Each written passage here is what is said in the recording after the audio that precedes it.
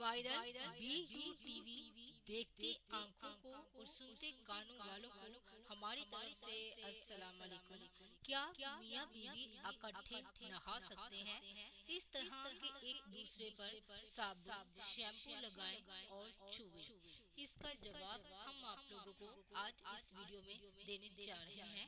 आप हमारी वीडियो के साथ आखिर तक बने रहिएगा और अगर आप लोगों को हमारी वीडियो पसंद आए तो इसे शेयर और लाइक जरूर कीजिएगा। इससे पहले अगर आप लोग मेरे चैनल पर नए हैं तो प्लीज बेल आइकन के बटन को जरूर पुश कीजिए ताकि आने वाली हमारी मजे की वीडियो आप लोगों को इसी तरह की देखने को मिल सके।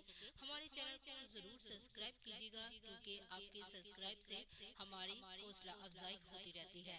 तो आइए वेस्ट ऑफ टाइम हम आप लोगों को इस बात का जवाब देते हैं। मियाँ बीवी का इकट्ठे नहाना और नहाने के दौरान एक दूसरे के बदन को छूना वगैरह जायज है, लेकिन हया का तकाजा है कि इस दौरान एक दूसरे की सतर शर्मगाह पर नजर ना पड़े। जैसा कि उम्मे अल मोमिनीन हजरत आयशा सदीका रजी अल्लाह अन्हा फरमाती हैं कि मैं अल्लाह के रसूल सल्लल्लाहु अलैहि वसल्लम के साथ एक ही बर्तन से गुस्ल किया करती थी। आप मुझ पर सबकत फरमाते तो मैं कहती मुझे भी पानी दीजिए, मुझे भी दीजिए।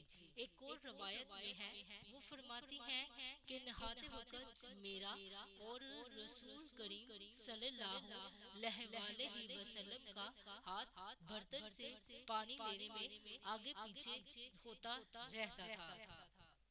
और हजरत आयशा रजी अल्लाह अन्हा फरमाती हैं कि ना तो आप सल्लल्लाहु अलैहि वसल्लम ने कभी मेरी सतर की तरफ देखा और ना ही मैंने आपकी सतर की तरफ कभी देखा।